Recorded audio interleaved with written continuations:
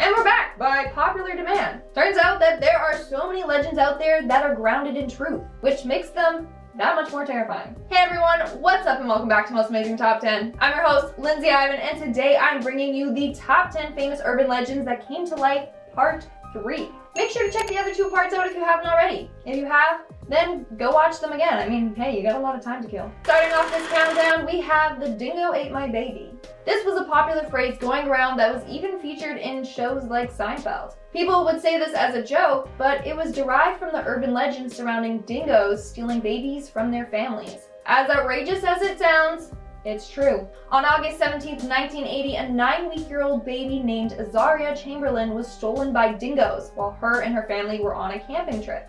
Azaria's mom, Lindy Chamberlain, called the authorities to report this and exclaimed on the phone, "A dingo's got my baby." That's how the phrase was born. Now, dingoes are known to attack animals like sheep, but when people heard about them stealing babies, they laughed and dismissed the claims, making it an urban legend. However, the Chamberlain story doesn't stop there. The authorities found it hard to believe their story, and after finding traces of fetal hemoglobin in the car and clothes with her handprint on it, they thought the parents had killed their daughter and used the whole dingo story as a cover-up.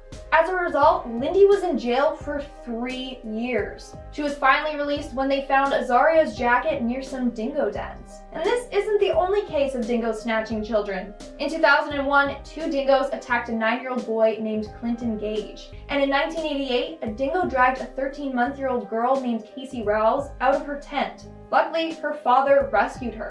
In our 9th spot, we have the Dog Boy. Legend has it that in Arkansas, in the town of Quitman, a dogman creature can be seen wandering the streets at night. Well, this whole dogman urban legend is actually based on a true story. So in 1954, a boy named Gerald Bettis was born. He would capture neighborhood pets or stray animals and conduct experiments on them or torture them. This is what led him to receive the name Dogman.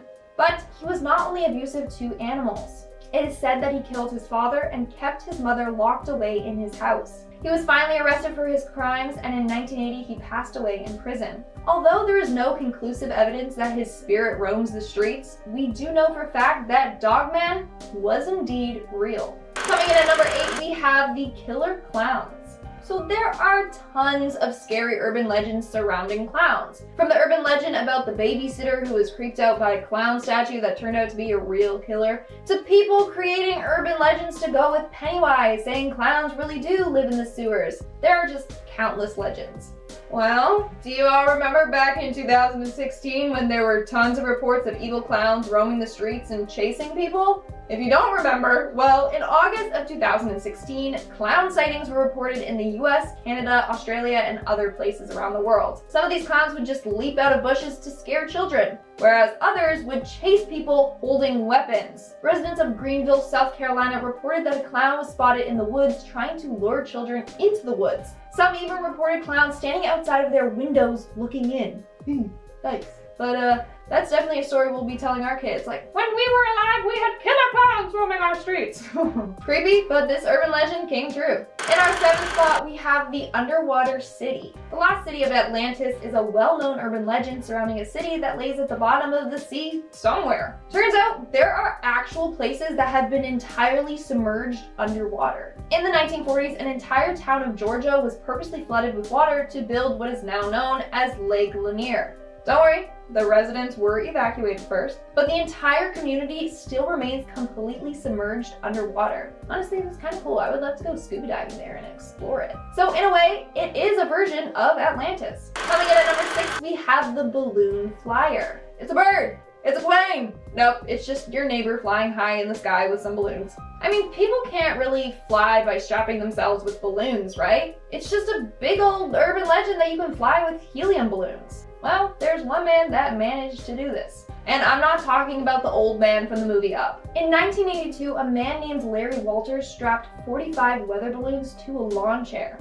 He then sat on the chair and it lifted him up thousands of feet into the air. He was in the air for 45 minutes before getting caught in power lines and then climbing down them. He was fined with $4,000, but his adventure gave him the name Larry the Lawn Chair Pilot. We are now at our 5th and halfway mark with rats in the toilet. Opening the lid only to find a little rodent in your toilet can be quite terrifying. This has been an urban legend for a long time. People were convinced that there's just no way that a rat could possibly climb through your pipes and into your toilet. Turns out, it's quite possible. The first reported case was in Virginia in 1999 when a rat made its way into a woman's toilet and ended up biting her behind. Rats are small enough that they can enter sewers and scale their way up pipes and make their way into your toilet. In fact, it is said to be fairly common in Seattle. Public officials have even released a statement giving advice on what to do if this happens. Moving on at number 4, we have the electrifying shower.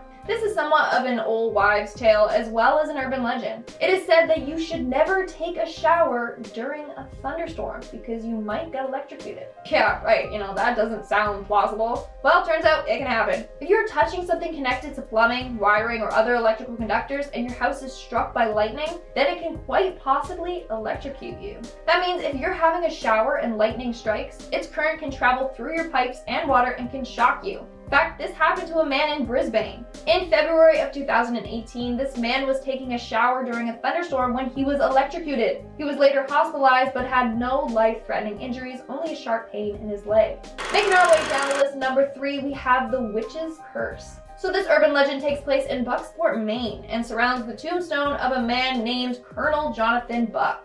Urban legend states that when Jonathan was alive, he sentenced a woman to death for supposedly practicing witchcraft. As a result, she was burned at the stake, but the only thing that survived was one of her legs. However, before the witch died, she put a curse on his final resting place to remind everyone of his dark past. If you visit Jonathan Buck's tombstone today, then you will notice a leg-shaped mark on his tombstone. It's very creepy looking. People have tried scrubbing it off, but the stain will always remain. See for yourself. I can see the stain, and it clearly looks like the shape of a leg. In our second spot, we have POLYBIUS. This is an urban legend surrounding the arcade video game POLYBIUS. It was believed that the game was released in 1981 in Portland, Oregon for a month, but it wasn't your typical game. It was thought that the game was designed by the government. Players of the game claimed that it would cause nausea, massive headaches, nightmares, and even seizures. They believed that it was a tool used by the government to do psychological experiments on kids. People also claimed that they would see government officials dressed in all black come into the arcade and collect data from the game. Now, it turns out that there was never a game called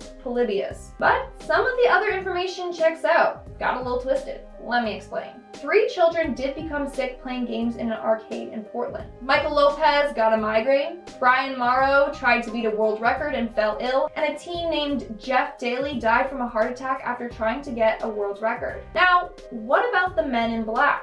Well, in the early 80s, FBI agents would often stake out the arcades and raid them after illegal drug and gambling would happen in them. The FBI were monitoring the arcades and were recording gamers' high scores and their initials to track them down. Then years later, these stories kind of just merged to form one big urban legend. And in our number 1 spot, we have the ghostly follower. Now, I'm sure as a child, a bunch of you have heard the superstition / urban legend about having to hold your breath while passing a graveyard. If you haven't heard of it, legend goes that if you don't hold your breath while passing a graveyard, then the spirit of someone who has recently died will haunt you and follow you home. It is said that they're jealous that you're breathing and they are no longer. Can't lie, I did this as a kid. It was a fun game to see how long I could hold my breath for, and I was also scared of getting possessed.